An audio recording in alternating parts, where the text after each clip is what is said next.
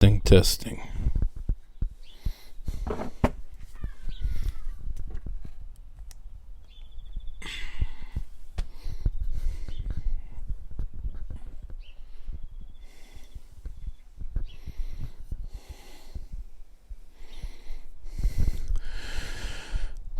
Bruchim habayim.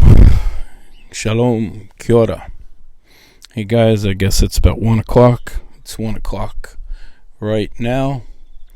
And again, doing a microphone test before we begin. Hopefully you'll be able to hear me. Kia ora, Kayla. Liz. Can you give me a thumbs up if you can tell if the mic is working, if it's clearly?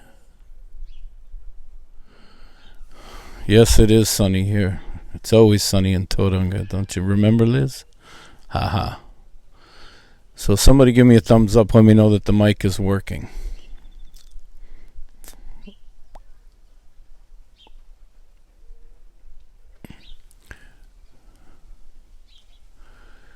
So, well, I don't see a thumbs up. Oh, I saw something pop up. Okay. All right, guys. Kia ora, Luke. Glad you're with me. We'll catch up with you later. Liz, glad you tuned in. And Leah. So, alright, I don't want to wait for people. Hey, Owen. Glad you could join in, bro. Whether you'll hang out or not. But appreciate you, bro. Miss you. Was thinking about you the last couple days. Alright, this will be for everybody to watch and catch up. Cool, bro. Thanks, Tomati. Kia ora, Lindsay. Miss you, beloved. They can watch up, so I don't want to waste time. This is already probably going to be a longer story than you might want to hang on for, but this is really a 6-day book, and grateful for everybody tuning in and that will listen. I'm not about numbers and stuff, but I did notice that more people actually liked the post yesterday that I put up, what I was going to speaking about today, than actually liked the video that I put up yesterday. And the views were more than half less than it had been the first day. So I've always been about the one, not about the many. So we'll keep continuing this as long as the Holy Spirit leads. But I want to begin with the scripture of the day. Isaiah 25, verse 1. Adonai, you are my God. I will exalt you. I will praise your name, for you have done wonderful things. Plans of old with steadfast faithfulness. So this is all about exalting the Most High God. I'm not trying to glorify the past or anything, and after today we're actually going to make a shift and move forward and start talking about the things that God did for me after I surrendered my life, and to encourage you in hearing God's voice and how to discern God's voice, which is very difficult for a lot of people because you'll always have doubters speaking confusion into your life, and you've got to be able to discern for yourself. So I'm hoping that these testimonies beginning after tomorrow will encourage you in that direction. But what I'm doing here really is what I've done from day one of following the Lord. I found the scripture from Malachi 3:16, verse 16 through 17. I found this when I first got saved. Then those who revere Adonai spoke with each other, and Adonai took notice and heard. And a scroll of remembrance was written before him for those who revere Adonai, even those who esteem his name. So they shall be mine, says Adonai Tsevaot, the Lord of armies. In the day I make my own special possession, so I will spare them as one spares his son serving him. So there's many scrolls in heaven. The most important is the book of life, because if our names aren't written on the Lamb's book of life, what have we got? I'm leaning in because I read something that Lindsay wrote. Bless you, sweetie. Shalom, Janine. Yeah, Owen, I know. I've heard you talk about this scripture, and it always excited me because it just always confirmed that you and me were bros. But I found that from the beginning, and again, as I was saying, the most important scroll, the only scroll to really be on, is the Lamb's Book of Life. Because if your name's not written in the Lamb's Book of Life, what good is any other scroll? But when I saw that, I knew I wanted to be known in heaven as somebody who talked about God. I didn't want to be known in heaven as someone who talked about the All Blacks or weightlifting or cars or motorcycles or blah, blah, blah. And I like all those things. And there's nothing wrong with all those things unless it becomes an idol before God. But I wanted to be known for sharing his testimonies. I wanted to share about the goodness. Now, what I want to encourage before I get into this testimony is so many people I've met in 29 years. Well, I'm not called to preach. I'm not called to evangelize. Well, I don't buy that for 1 minute. I don't buy it. I don't agree with it. I personally believe from the second you're saved, we're commanded according to Matthew 10. I'm just going to quickly read that scripture, and then we'll get into the testimony. And it says, "And as you go," depending on your version, "proclaim or preach, the kingdom of heaven has come near. Heal the sick, raise the dead, cleanse those with leprosy, and drive out demons. Freely you've received, freely give." So for those who feel that they can't preach or they don't know scripture enough to teach and to share, you've got your testimony. You've got the power of God in the testimony that he's given you. So, okay, you can't go and preach the whole Bible. You're not a theologian. But you've got a testimony that points to the living God. So therefore, take those testimonies and share those testimonies of the goodness of God in your life. So if you feel like you're not qualified or you're not called to preach, I personally believe that's a lie from the pit of hell. Because God gave you a tongue, he gave you a mouth, and it's just not for eating or for cursing. It's for blessing. So go forth and share your testimonies, because maybe that's all you got. But that's a great tool in your tool belt to have. So, that being said, I want to thank those of you over the past couple days, especially the first day when I shared my heart about that wounding. The encouraging words that you've sent me. I really, really, really appreciate that. Not like I haven't been hurt or disappointed before, as every single one of you can agree. But some wounds kind of really stun us, and some wounds we're able to just ignore. They just kind of bounce off of us, and others kind of cripple us, and that was one that just, crippled me for a couple moments. But through your encouraging words, I want you to know that you touched my heart, and really, really appreciated that. And again, after today, I want to transition into the things that God has spoken to me and the things that he's done in travels and how he's opened up the nations to this former drug addict who expected to live on the street, and now lives in a nation that wasn't his own,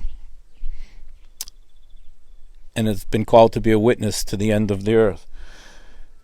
So we'll transition into that. And then again, if any of you have any ideas that or something that you'd want me to share on, once we step into that, and if we continue, I'd be happy to do that. So if you send me some suggestions, I'd be more than happy to hear. So I want to share this the short book on my trip to Jamaica. It happened to May 1985. I believe I flew out May 10th or May 11th, 1985, what was supposed to be a 3-day trip to Jamaica. And again, this is just all to point to God's hand was on my life, because he had a plan, and no matter how I choose to try to get out of that will, he was going to see that will fulfilled, like it said in Malachi. Or actually, no, the verse in Isaiah, when he says, "You have done wonderful things, plans of old, with steadfast faithfulness." And with this steadfast faithfulness, he saw the plan that he had prepared for me fulfilled, no matter how much I tried to screw it up. But in May 1985, I was, associated with a lot of good people, but doing lots of bad things, In God's eyes, they might not have been good. I guess the Bible says not to call anybody good. So we'll say they were nice people, they were friends of mine, but involved in a lot of bad stuff. And of course, back then, I respected bad stuff. The badder you are, the meaner you are, the more respect, the more I wanted to be like you. But I was visiting a friend of mine's house who was my friend, but he was also the supplier for many illegal substances. And they had some scuba tanks over, and they were outside with saws trying to cut open the scuba tanks. So I watched them cut open these scuba tanks, and once they were able to saw through it took quite a bit. A whole bunch of marijuana came flooding out. Of course, was excited. Jamaica was known for some really good weed, and partook. And then a couple days later, they said, "Hey, we've got a proposition for you. You want to go down to Jamaica and bring back some tanks?" And since I had seen personally firsthand some of the tanks had gotten through, I said, "Well, what's the deal?" And they said, "All right, well, we'll give you $500 now. We'll give you some money later. We'll give you $500. That includes your plane tickets, your accommodation, everything else. You go down. We'll give you 2 tanks. You go to this hotel. You wait. Someone will come take the tanks from you. You swim. You snorkel for a couple days. You get on the plane. You come back." And I agreed, as long as it wasn't cocaine. I said, "Is it not cocaine or is it marijuana?" And they said marijuana. I said, "All right, marijuana, I would do it." Cocaine was a life sentence. Marijuana was already a long enough sentence, but cocaine back then was a life sentence, and I really didn't want to go to jail for life. So basically a free trip to Jamaica. Had to take it. So with that $500, I think the tickets cost me like $200, bought some supplies, and got on a plane. Flew to Jamaica. They gave me a piece of paper with the name of a hotel. The instructions they gave me was land at Montego Bay Airport, take a bus to Negril, and stay at this place called the Blue Line Cottage, a motel called the Blue Line Cottage. And some guy, Manley, will come and pick up the tanks, and then just chill, hang out for a couple days. He'll bring you back to tanks. Get on the plane, come home. Sweet as. So off I went. Bought some stuff. I remember I had to buy a new pair of Reeboks. Reeboks were new back then. So I wasted some money before I left. Before I actually left, I cut myself quite short. And got on a plane. Flew to Jamaica. I had cut my hair real short, which I hated. Always had really long hair. But I wanted to look like a good boy coming back. I didn't want to set up any signals to look at me like I might be smuggling anything back. So, cut my hair short, which I did not like. Looked like a good little boy. And off I went to Jamaica. Well, landed in Montego Bay. Walked out into the airport, into a completely different world. I think it's an hour flight from Miami. Man, oh man. People were grabbing me. I had an army duffel bag with the 2 scuba tanks, and I had some clothes and a mask and snorkel. That was it. And people everywhere were trying to grab my bag, wanting to carry my bag, and I didn't know what was going on. It was flipping me out. I didn't realize, it took me a little bit to realize that they were just hitting on tourists for money, so they're trying to carry my bags for me, so I would pay them for carrying the bags. But I really didn't have much money. So they see a white tourist and they think you got money. So out of nowhere, this guy walks up to me and he flips this badge at me, which scared me to death because I thought immediately, I'm busted. I didn't even do anything. They knew I was coming. And basically, that was what I heard right away in my head. But really, it was some tourist badge that he was an official tourist, that he officially could work in tourism. But I thought it was a police badge. So I was like, no, don't need your help. And I'm trying to find the bus. And I'm trying to push through these people, push them off, fighting them pretty much from trying to take my bags out of my arm. So I eventually find the tourist board information desk. And I said, well, where do I catch the bus to Negril? And they told me, you missed the last bus of the day. The next one doesn't go to tomorrow. And I was like, man, those people back in Miami, they screwed me, man. They didn't tell me any of this. They didn't tell me how to prepare. They had already been here. They didn't tell me nothing. And I'm like, what the heck am I going to do? I don't have a lot of money to go to another hotel. How the heck am I going to get out to Negril? I thought Negril was close. Turned out to be a over 3-hour drive away.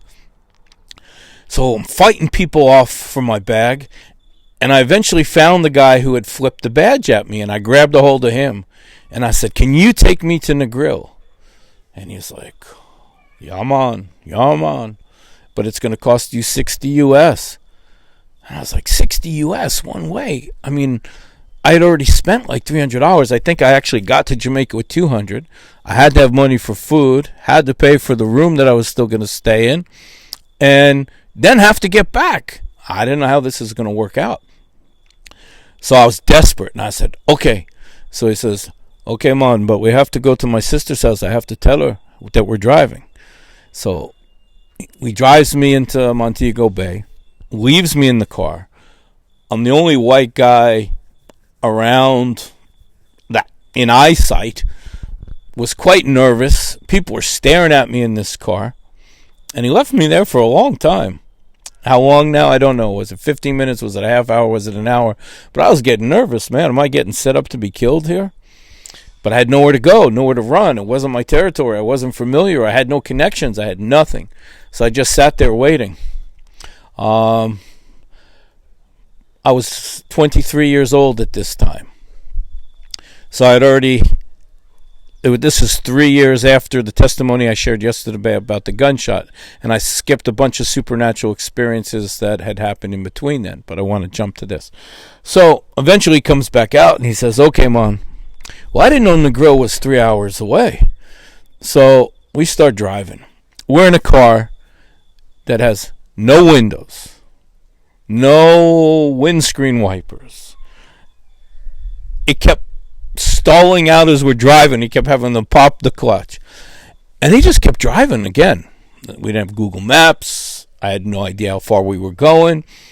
And I was thinking, the longer we drove, I kept thinking, man, this guy's taking me out. He's going to kill me. He's going to take the $100 and something, $200 that I got. And was quite nervous. And I kept asking, where are we going? Where are we going? And out of nowhere, we're in the tropics. It's pouring, raining. There's no windscreen. There's no windows. He's got his head out the window and popping the clutch along the way. And it was like, I literally was in a movie. So I don't remember how long we drove. And everybody, if any of you have been to Samoa, you know, if you drive down the street in Apia, people sell fish outside their houses. In Jamaica, a lot of people had little, I don't know how you'd call it, but they had a little booth set up out in the yards where they'd sell drinks and beer and things. And we stopped to get a drink, and I grabbed a beer for my nerves. And I remember it was like a 70-something-year-old lady, and she offered to sell me a handful of dope. And I was like, no. First of all, I couldn't buy it from an older woman. Plus, I was nervous on the road and things. So, long story, 3 hours plus we arrived to Negril. We cannot find this motel called the Blue Line Cottage. Forgive me, I'm sitting far away so I can't see the comments. So that's why I'm not answering. And by the way, I'm not hiding behind sunglasses. These sunglasses are actually readers, so in case you're wondering why is he always hiding behind sunglasses. So we couldn't find the Blue Line Cottage Motel. Driving up and down the one street in town, and he's asking people. Eventually we got directed, and we found this tiny little sign. Well, it turns out it was basically a little cottage, little sleep out, little shack in somebody's yard. There was a woman and her kids. So he dropped me off, and off he went. So they set me up in the room. Now, I lived in Miami in Fort Lauderdale. It's hot and humid. Man, Jamaica was way hotter and way more humid, which is hard to believe when Miami's already about 100%. But we were so much closer to the equator. Man, it was blistering, and it was night. There's no aircon in the room, just these wooden slats. And I go into the room and I'm sitting there going, where the heck am I? How the heck am I going to get out of here? How am I going to have the money to get back? And is this guy Manley going to show up? So there was a knock at the door, and I opened it up, and it was the woman's 13-year-old son. I'm guessing he was like 12 or 13 years old. And I open up the door, and he's like, you want to buy some buds? And he had this handful of buds, probably an ounce or two. And I bought it from him. I wouldn't buy it from the old lady. I bought from the kid.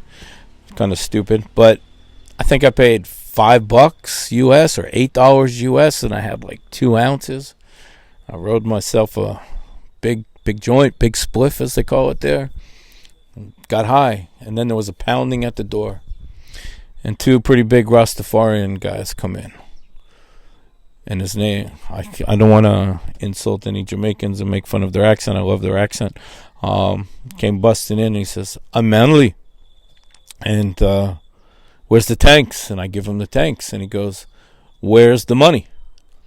I said, what money? I was told I wasn't supposed to bring any money. I was told to give you the tanks. You would take the tanks. I was to hang out. And then a couple days later, you'd bring me the tanks, and that they were dealing with you with the money. I wasn't supposed to be involved in any money whatsoever. Kia ora, Tafiri. Thanks for tuning in, bro.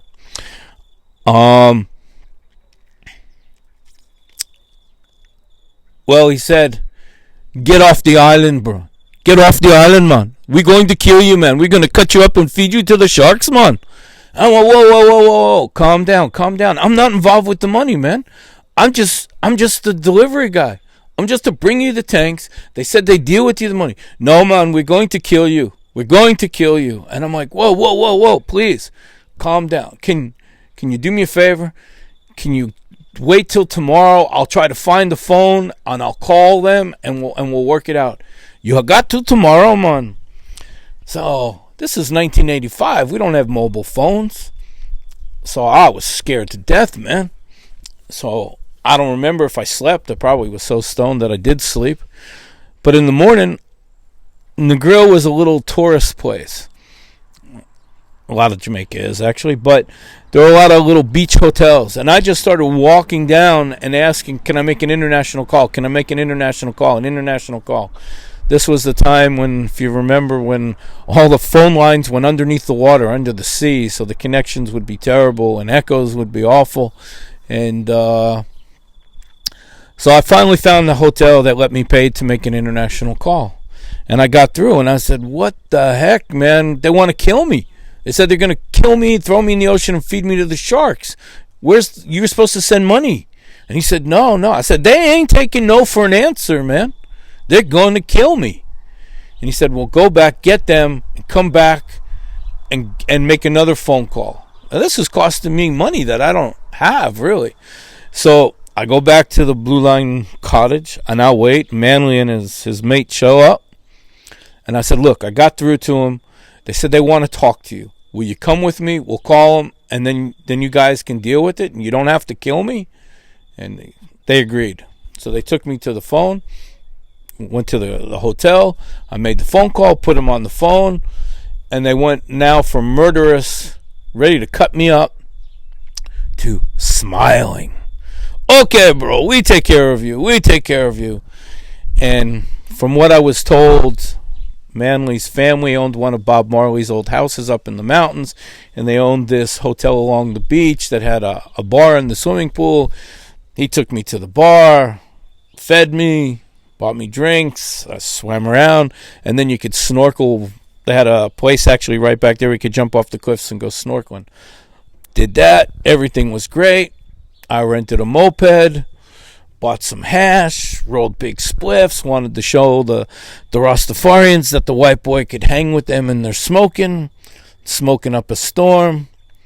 Rented a scooter, drove around, and then I remember I pissed off some more Rastafarian guys because they were smoking with me, and this was when Ronald Reagan was president, and I was always kind of a Republican guy. And he's like, when you gonna get rid of that Reagan guy? And I said, get rid of him? We need to make him king. We need him president forever. Man, that guy got so mad at me. I thought he was going to attack me. He stopped smoking with me. He left. So I had to learn to just shut my mouth up. So I had the scooter, and I'm cruising along. And if you saw somebody white, you kind of raised your hand to him, waved at him. And I waved at this guy, and then all of a sudden he yells, "Hey!" And I stopped, and I go back. And it's the guy that sent me. Didn't even recognize him. I was so stoned. So got him on the scooter. We went back to the room. We're able to use the phone from the lady's house who I was renting the cottage. He rented a motel on the beach. I shifted over there. He got in touch with Manly. And then he went and rented a full-size motorcycle.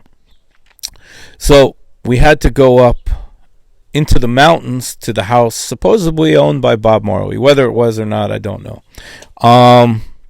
We got to this really nice house. It was like an hour and a half ride up into the mountains of Jamaica. It was awesome.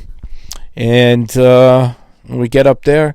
And as soon as we walk in the door, basically, Manly introduced me to his girlfriend and introduced me to his brother, Sticky. Sticky, I'll never forget that guy. I can't remember his face, but his name literally sticks with me. He was a weird dude. And then him and the guy who sent me jumped on the motorcycle, took off. They were gone for 8 hours. They left me up there for 8 hours. So Sticky says to me, "Hey man, you want to see the fields, man? Come on, I take you." I was like, okay. Well, we went for a 2-hour hike up the mountain. We're already up the mountain. Now we went for a 2-hour hike up through the bush. Walking through cow pastures, big wild oxes, and it's hot, and it's humid, and it's baking. And we're smoking the whole way. And we climb, and we climb, and we climb. And then he shows me his lean-to that he lives in when he's up there tendering the fields. And finally we get to this vista, which was an amazing, amazing view. If any of you have seen pictures of rice fields from Vietnam or China, and you know how they're kind of layered down the mountainside, however you want to describe it. Well, that's the way the pot fields were. And it was this beautiful inlet. It looked over the ocean, but there was this beautiful inlet with crystal clear waters, and it was all these layers of beautiful marijuana fields.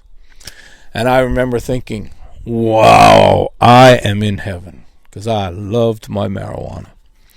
And I remember thinking, man, if people could see me now. Now with Facebook today, you can.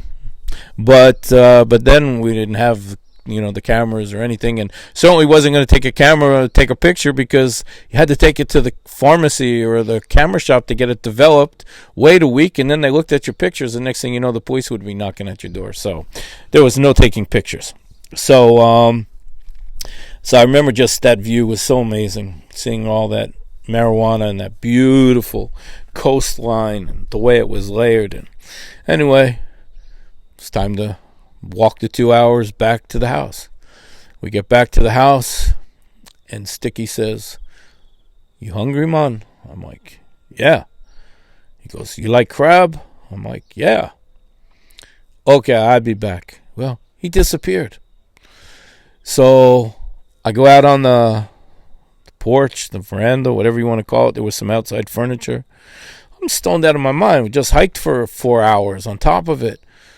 It's hot. So what do? I lay down on the couch. I didn't plan to, but I fell asleep. How long was I asleep? I don't know. Next thing I know, I hear yelling. Because Jamaicans, they speak English, but they also have their own mixture of their language and English, so you can't understand it. And I heard yelling above me. I opened my eyes, and there were 4 guys standing over me with machetes, like this, ready to chop me. And I opened my eyes from dead asleep, stoned out, passed out, to seeing 4 machetes about to come down. I'm like, no, stop! And I yell for Manly's girlfriend. I can't remember her name, and I'm screaming out for her. And she comes running, Pardon? And she says, "Nah, he's a friend of mine. He's okay."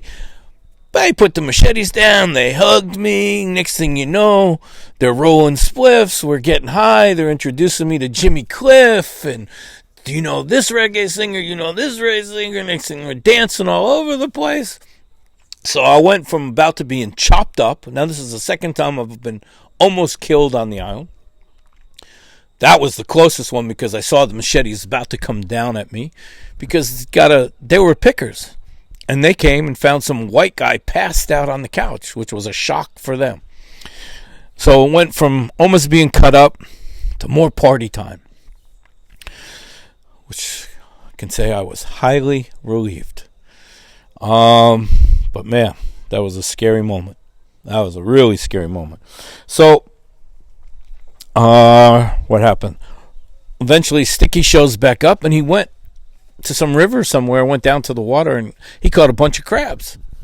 And he brought back some crabs, and next thing we're outside, smashing them open with rocks and just eating the crabs. And we had a little feed, and pardon me, my leg's really itchy.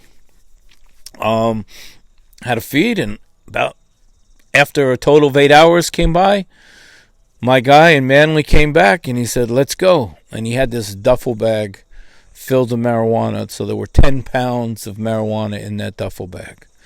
And we rode the motorcycle back down to the hotel and said, "What are we going to do with this? How are we going to do this?" And he goes, "I need to get more. This isn't enough. There's too much money involved in this. We need more money. Do you have somebody who could come over here and deliver more money?" And I said, "Well, I could call my roommate and see if he's willing to come over. You guys pay for him." And he said, "Yep." So I was able to, again, go to the hotel, call overseas, and I called my roommate and said, "Hey, they want to fly you down to Jamaica, carry a bunch of cash. And if I get through with the first tanks, then you'll come back with tanks. Sound good?" And he said, "Yep." Anyway, he came over. A couple days later, we got 6 more pounds. And then we had a total of 14 pounds, sorry. We'd gotten 8 pounds the first day. We got 6 more, was 14. So it was about 8 kilos. So the next 3 days we worked on shifts, destemming it, de-seeding it, and putting them into the scuba tanks. Now I remember mentioning, I said, "Hey man, we got to be careful with these tanks. Let's not get greedy. Let's go halfway, fill them up halfway, because if they're solid, they're going to knock on these tanks and they're going to know that they're full. And if they don't ping, they got to ping. Empty tanks ping." And I had nothing to say. If I didn't do it, man, I was dead. You know, they paid for me. I was already this far in. So I had to do whatever they say, and they got greedy, and they made us fill up those tanks with sticks and pounding it and boom, until those tanks were so loaded. And then that last night, before I was flying home, we bought a bunch of bottles of rum, and we put the tanks in the bathtub, and we soaked them with rum to get any smell, possibly to ward off any drug-smelling dogs. And I pounded on the tank, and I looked at my friend, my roommate, and I said, "Bro, I'm busted, man. I'm gonna be busted, no doubt." He goes, "What are you gonna do?" I said, "What am I gonna do? I gotta do it. If I don't do it, I'm dead." So I had no choice.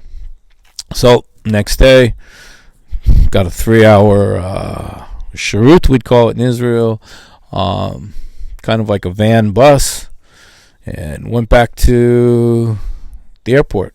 That ride in itself was a cultural, because Jamaica, they just loaded as many people, and the people in front of you use your knees for backrest, and it's quite funny. Anyway, got on the plane. Knew I was busted, but there was nothing I could do about it. So I drank about 3-4 beers on the hour flight just to kind of calm my nerves a little bit. And when we got to the airport, so what I also did was the day before, because I was going to hope to throw the customs, this was pre-TSA, off. And I knew we weren't allowed to bring back any live organisms, fish or those type of things. So what we did was, the day before, I went out snorkeling and caught a bunch of big starfish, and then I paid someone on the beach to gut them, and I brought a bag with 3 stinky starfish back. So I had the duffel bag with my clothes and the 2 tanks, and then a bag just with the starfish. Now I knew I wasn't supposed to, but that was my trick to hopefully throw them off. So there was an older couple, and I kind of sidled up to them. I looked like a good young boy. I looked very young for my age, and kind of got with the old people. And I was just before them in line, but talking with them, kind of pretending I was with them. So I go up to the counter, and I throw the bag of starfish down, and I didn't have a passport then. I had a driver's license, could travel with a driver's license. And gave her my driver's license. She goes, "What's in the bag?" And she goes, "What do you got in your bags?" And I said, I got some starfish, and I got some tanks and some dirty clothes in the other bag. And she goes, "Starfish? What do you mean starfish?" And she grabs the bag. "You can't bring these back." And I'm like, "Oh, I'm sorry. I didn't know. Oh, we have to confiscate those." I was like, "Oh, I'm sorry. I didn't know that." Blah, blah, blah. So I thought that was my out.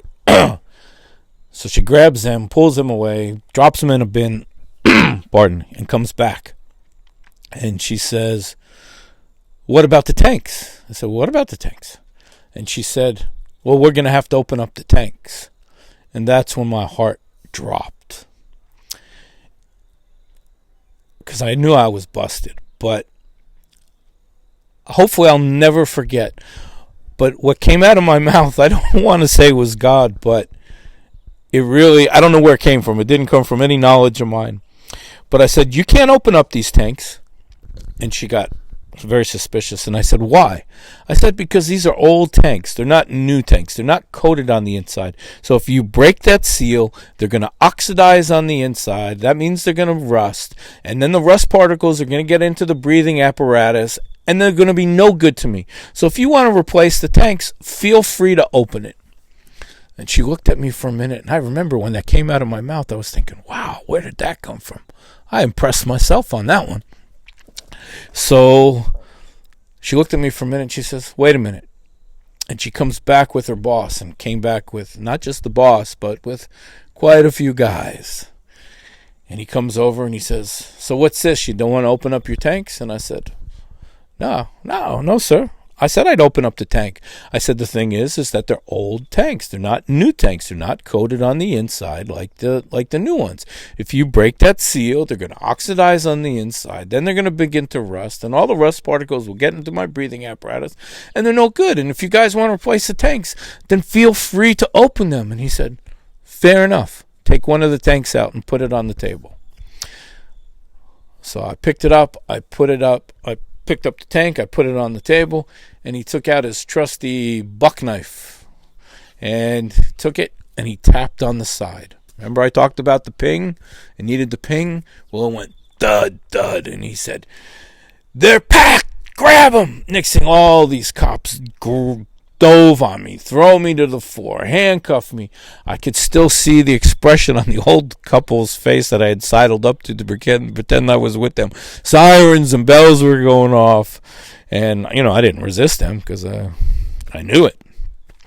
And boom, they dragged me away, and that was that. So they dragged me to this room and threw me handcuffed onto a couch. They take my wallet from me. Now, because I knew, pardon me, I'm going to take a drink.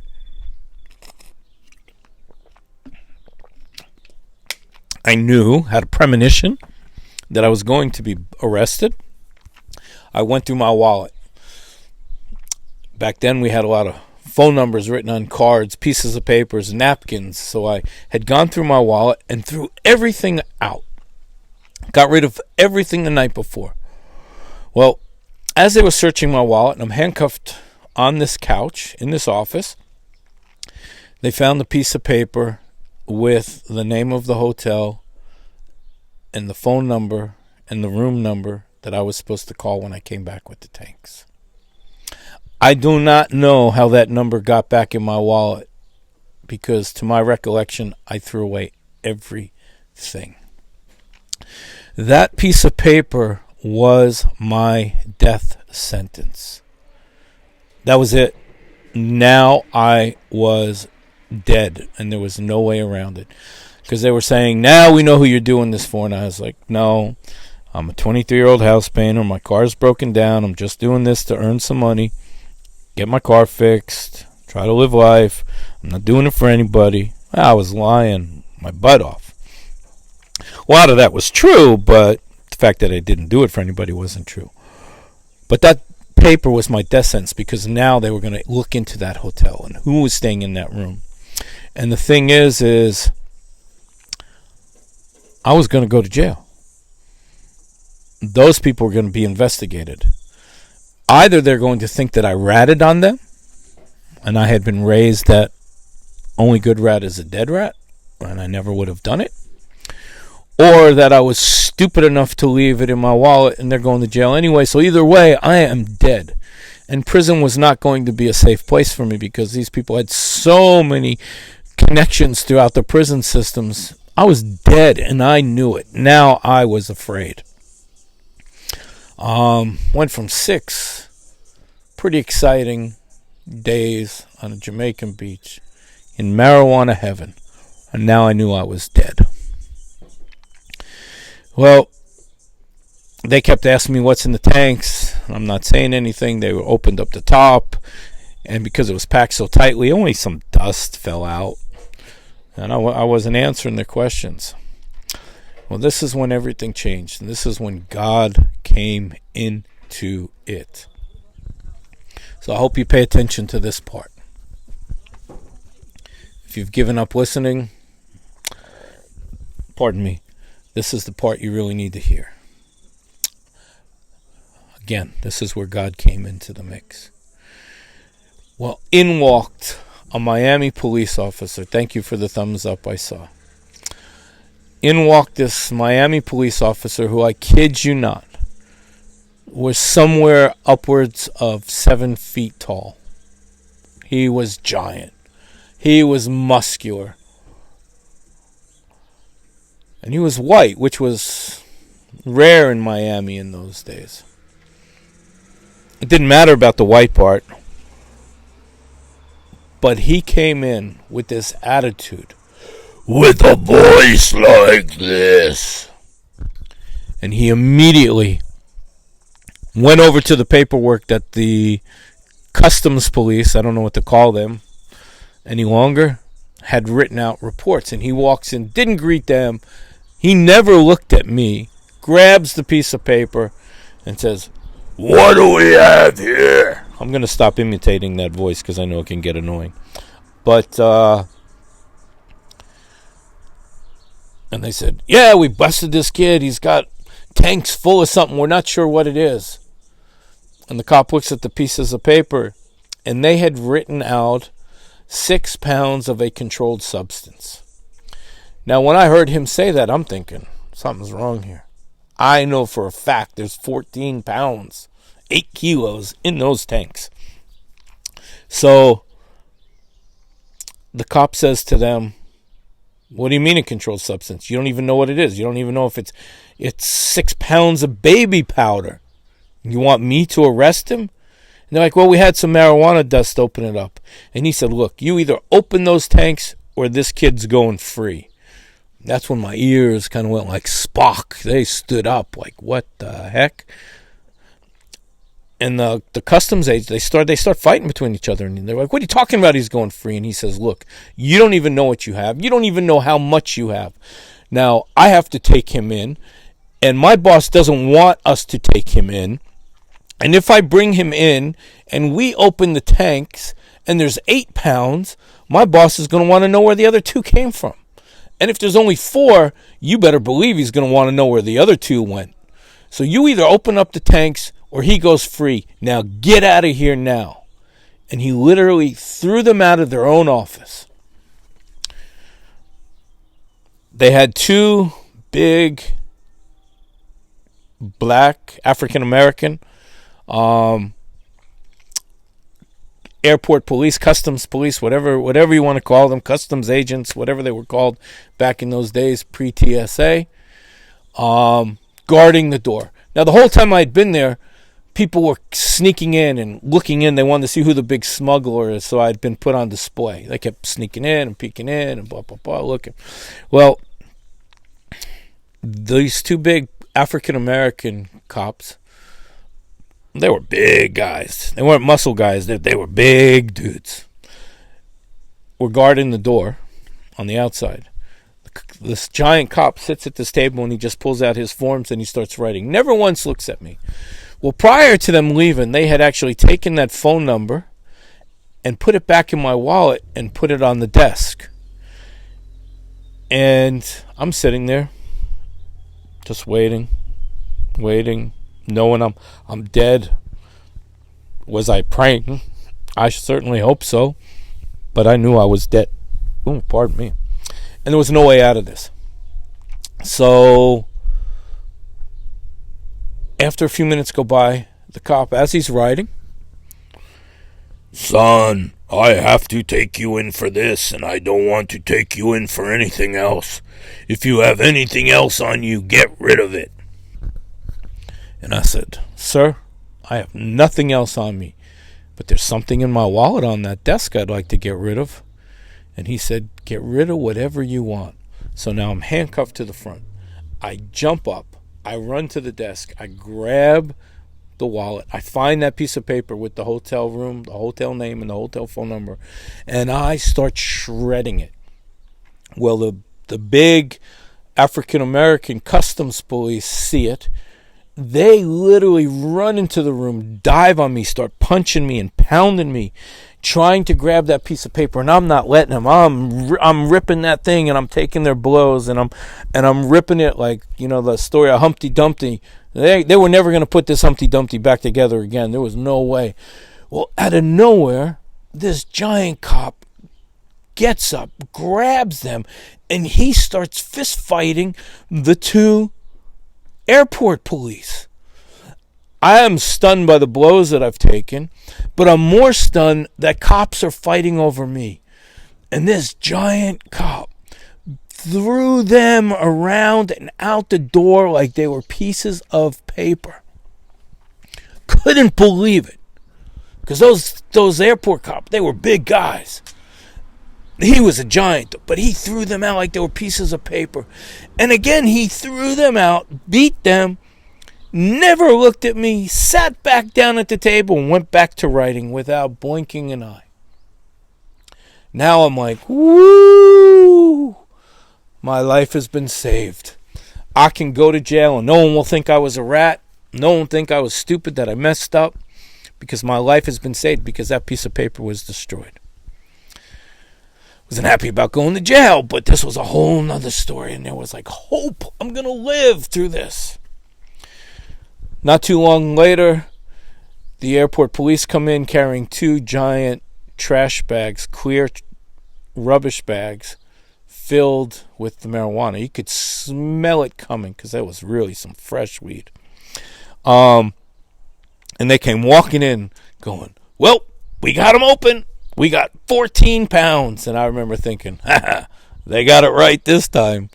But what they had done is they had called the fire department. And the fire department came out and cut those tanks into nothing. They got those jaws of life. It's nothing for them.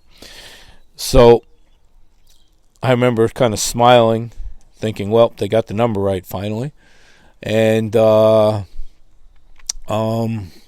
happened was, that giant cop stood up. Now he ripped his papers and said, "Okay, I'm out of here." And the airport police said, "What are you doing? What are you doing? You told us to open them up. You told us to get the right amount. We did exactly what you said. Now you're leaving?" And he says, "No. The law in America is up to 10 pounds is against the state." So it would have been against the state of Florida. Anything over 10 pounds is now against the United States government. You need the Drug Enforcement Agency or the FBI to come. I'm out of here. The airport police were dumbfounded. Now, this is the first time that cop looked at me. He turned, he looked me in the eyes, and he pointed from above. And he says, "Son, you are going home tonight." And I remember thinking, what the heck? How am I going home? I heard the airport police are yelling, you don't listen to him. He's out of your mind. You're not going anywhere. You're going to jail. And he just says, son, you are going home tonight. And he walked out. And they're yelling at me going, you're not going anywhere. You're not going home. This is 85. If you got caught for a joint, you would go to jail at least for a night until you saw a judge. So I'm like, what the heck just happened? I remember my head was spinning. Didn't know what was going on. So he leaves. An hour later, the DEA comes, DEA, FBI, and those guys walked in. They just cursed me up and down, left and right, up and down, left and right, tell me how stupid I am, blah, blah, blah, blah, blah. You got arrested on Friday night. There's no judge coming until Monday morning. You're definitely with us, at least for the weekend. You know, blah, blah, blah, blah, blah. Anyway, they just cursed me up and down. Anyway, they grabbed the marijuana. I was congratulated by customs with the best marijuana that they had ever confiscated before, which was a feather in my cap at that time. And anyway, they walked me handcuffed to their processing room. So we get there. Again, the whole way, cursing me out. We get into the room, cursing me out, telling me how stupid I am, blah, blah, blah, blah, blah, blah, blah, blah, blah, blah, blah. And they start processing me. Well, one of the agents leaves, and the other one's fingerprinting me, taking my mug shots, all the while cursing me out. He never stopped cursing me out. And then the other agent walks back in, and he says to the other agent, goes, you're not going to believe this. I just talked to the judge. The judge said, let him go home. And the agent dropped his mouth. He goes, are you kidding me? Did you tell the judge how much he has? Judge doesn't want to hear it. The judge said, release him, let him go home, and tell him to come to court next week. The cops, the DA, look at me, kid, this is unheard of. This is unheard of. But we got no choice. So you're going home. You better show up to court on Monday. Well, we're coming after you. And I said, I'm not going to ruin my life over this. And basically, they released me. Now I'm literally stunned. This giant, who I believe was an angel, because he came, he fought for me, he saved my life by destroying that piece of paper, and then he prophesied over me that I was going home. So I don't believe he was really a cop. I believe he was an angel. Can debate that all you want. That's fine. We can debate it till now and again. I'll never know to the other side, but he, to me, was an angel sent by the Lord. Because God had a plan for my life. I didn't know it at the time. So now I get released. I got to go make a phone call, and I call the people. Because it's like 4 hours, 5 hours later. And they're like, where you been? And I said, well, I don't want to talk about it on the phone. And they're like, where you been? I said, I don't want to talk about it on the phone. They said, where have you been? I said, I got busted. And they said, okay. But I said, but they released me. They said, okay, we'll send someone to pick you up. So I had to wait two more hours. They came, picked me up. Was a little nervous going through the house because were they going to whack me just to be safe? But everything was fine. I got home, told them what happened. Said, don't worry, we'll set you up with a lawyer, blah, blah, blah. Anyway, I showed up to court that Monday. And basically it was not pre-sentencing. You go and you say, either plead guilty, not guilty, or I forget. There's another thing you plead in the States, and it's just because they're not going to do the trial today. They're going to do the trial down the line, so it's just so you can be freed. The judge said, I'm not holding you on any bail. We're releasing you until you hear from us. Walked out. Unbelievable. I don't know how many months went by. I don't remember how many months. Of course, that was laying over my head heavily because I was facing 10 years in prison. 2 felonies. 2 felonies means you will never get a passport. You will never be allowed to travel. I think you lose your rights to vote, and you'll never be allowed to own a firearm. But God had a plan for me to travel that I had no clue about. But if I would have been charged with 2 felonies, 1 felony, I would never have gotten a passport. But I'm facing 2 felonies. 5 years for importing a controlled substance. 5 years for smuggling a controlled... No, 5 years for smuggling importing controlled substance, and 5 years for intent to distribute the controlled substance. 10 years. 2 felonies. So over the period of a couple months, this lays heavy over my head. I'm facing 10 years in prison. And I knew I was going to go away for some of it. Anyway, finally comes through. The paper comes. Appear in court such and such a day for sentencing. Day of dread. Day of dread. As any of you who've faced a judge who ended up going to prison, Owen and others who are listening, you know that dread of uncertainty and how long and what's going to befall you. So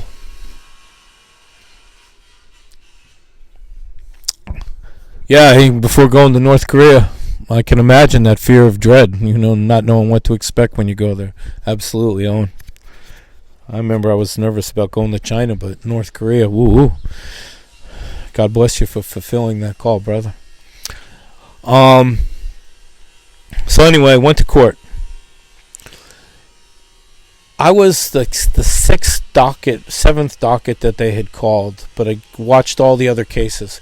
And this judge prior to me, the judge, forgive me, my brain's, Lord just bless my brain, get me focused. This judge was in a very, very bad and foul mood. I remember making a joke about it to my lawyer, and I won't say what I said, but it was foul. And he sent everybody before me, either they went to jail for 20 years, or if he wasn't finished trying the case, he was holding them on $5 million bond. $5 million. I don't have $5,000 today. Imagine $5 million in 1985. So, and he was mad, and he yelled at everybody. So when they called my name, I remember I leaned over to the lawyer and I said, "I'll see you in about 10 years." And I stood up. And when I stood up, they told me where to stand. I saw something happen to this judge's face. Something like white came across his face, and his whole demeanor changed. And I didn't know what I saw. I couldn't understand what I saw. But I saw it. And he spoke to me in a kind tone. And he hadn't spoken to anybody in a kind tone. And he said, "Son, I've looked over your file. And I've decided that I think you're a good kid who maybe deserves a chance. And if I ask you some questions, and I believe if you're telling me the truth, maybe we can work out a deal. How does that sound to you?" And I remember saying, "Yes, sir. Yes, sir." But inside I was terrified because I was afraid of what he was going to ask me. Was he going to ask me to narc on people? And if he didn't believe me, then could I be charged with perjury for lying? So I was quite afraid, but I was like, "Yes, sir. Yes, sir." So he says, "All right, we're going to begin." He says, "Your name." I say, "My name." "Your address." Occupation. At the time, my occupation on paper was house painter. Not drug dealer, but painter, which I was doing. I think everybody's done it at some point in their life. And he, does basic questions. Anyway, he goes, "Okay, you've answered every one of those truthfully. All right, son. Next question, your whole future depends on." So I'm literally shaking because what is he going to ask me? And he was like a prolonged movement. You could hear like the drum roll in the spirit in the background. "Are you ready, son?" And I'm saying, "Yes, sir." But no way was I ready. And he says, "Do you have one arm stronger than the other arm?" And I remember thinking, a scream in my mind, what the F kind of question is that? Excuse me for my F.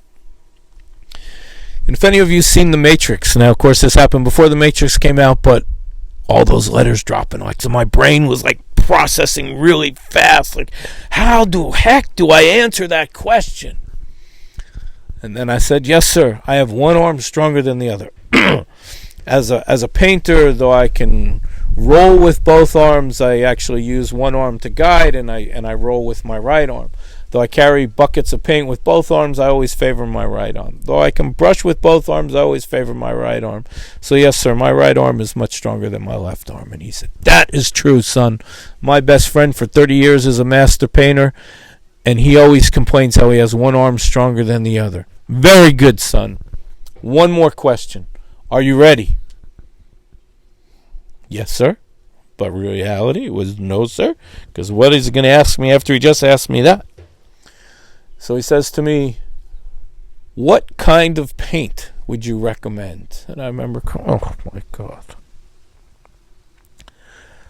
So very carefully, I said, well, sir, I work for a painting contractor who buys in bulk from a paint contractor, and I'm not involved in that side of the business. But if you want to paint a good paint for your house, you can get a really good house paint at Sears. Now, Sears is this company, if any of you know, in the States. It's been around for hundreds of years, and they made good tools and good paints and stuff. So it was just a basic general answer. And he said, I agree with you, son. Very good. I think you're a good kid who deserves a chance. Tell you what I'm going to do. I am going to drop your charges from 2 felonies to 1 misdemeanor, possession for personal use. 14 pounds for personal use. Now, as much as I smoked then, that was about a 6-month supply because I went through lots of dope. But the fact that he dropped 2 felonies to a misdemeanor, possession for personal use. He goes, so instead you're facing 1 year in prison, son. I'm going to wipe away the prison. You're not going to go to prison. You're facing a $100,000 fine. I'm going to cancel the fine so you owe no fine, nor penalty. And I'm going to give you 1 year probation. And if you're a good man, he might have said good boy, on probation, after a year, we'll wipe your record clean and give you a new start on life. How does that sound, son? And I was flabbergasted. And I was like, thank you, sir. Yes, sir. Yes, sir. And he said, son, now get out of my court and make the best of it.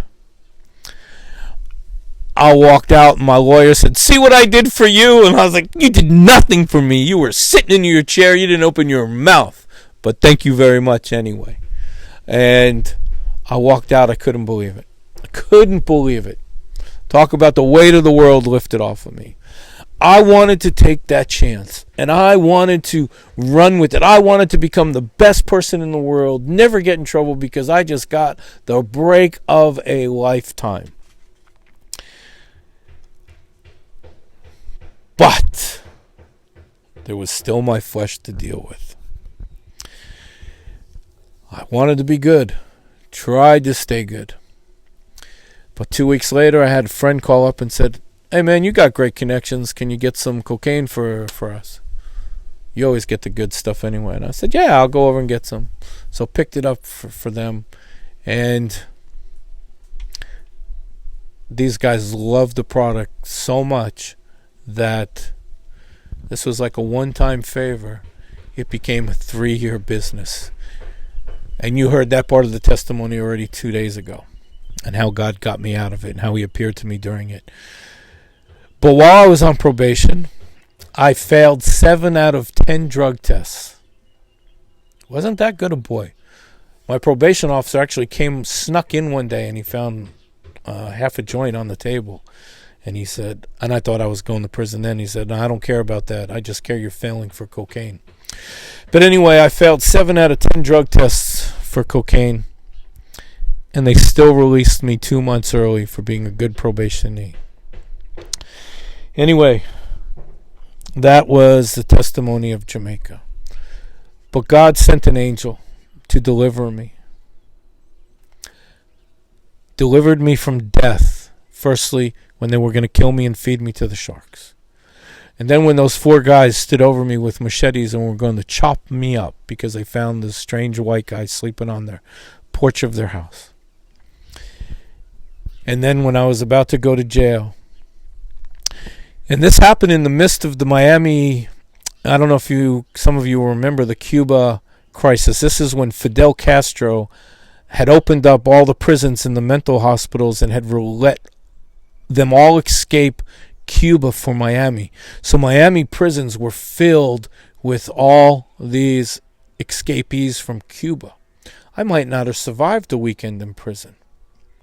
But God sent an angel to allow me to destroy that piece of paper, to prophesy over me, to say, you're going home. And I walked out. Basically walked out of a prison, like Paul. And then to be in front of a judge and see how angry and how mean he was, and to see something change on his face before he spoke to me with kindness and with favor that came from the king. But I wasn't yet ready. I did not know that within 5 years God would have me to return to the land of my fathers, Israel, that I would need a passport. Nor did I know from Israel he would begin to send me to different nations. And nor did I know that he had a plan to send me from Israel to the end of the earth here in New Zealand, to be a witness unto the end of the earth. In Australia, and China, and Samoa, and the other nations I'm getting to go to. And just because of what's happening in the world, I have so many words and promises for God for the nations I'm going to go to. What's happening in the world today is not going to stop me.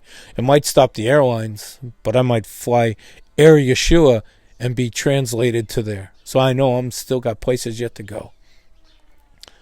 But God was there in the midst of all that craziness.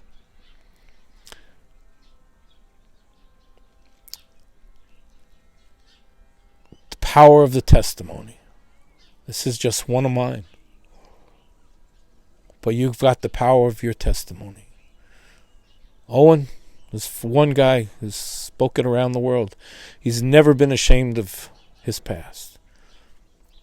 I'm just speaking to him as an example. Richard Tato, if you're listening, I know you also, bro.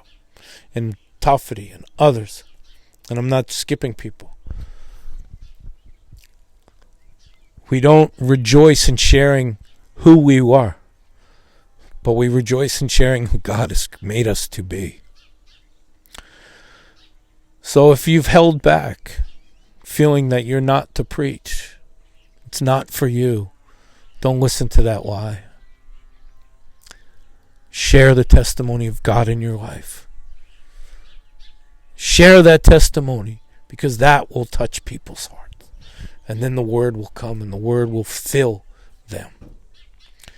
So thank you for listening today. And again, tomorrow we'll transition to what happened after I surrendered my life to him. Because I don't like, it's just a word, it's a play on words when Christians say, I accepted the Lord in my heart. I look at it as, who am I? Who am I that I can accept him or reject the King of Glory, when in fact he has accepted me into his holy presence? By me surrendering my life, he accepted me into his holy presence. So we'll continue on in the things that happened after I surrendered, unexpected things, and hearing God's voice when others would say no, no, no. But I knew that I knew that I knew, and I've seen all those things fulfilled. Anyway, I'll get to read all you guys' comments after. I'll look through them and answer. And thank you guys. This is a long story, but thank you so much for I don't want to say tuning in, but for listening today. You mean so much. You're a great encouragement to me and my family. We love you all. And some we're just getting to know, and we already love who you are in Yeshua. And bless you guys. Thank you for all those beautiful hearts and things I see popping up all over my screen. They're taking my tears and turning them into joy. So may the King of Glory, Yivarech Adonai v'yishmarecha, Yair Adonai panav alecha v'yichunecha, Yisai. Oh gosh, I can't even remember. I'm so touched in my heart, I can't remember it. But may the God of glory bless you today. Thank you guys. Much love. Aruch Hanui.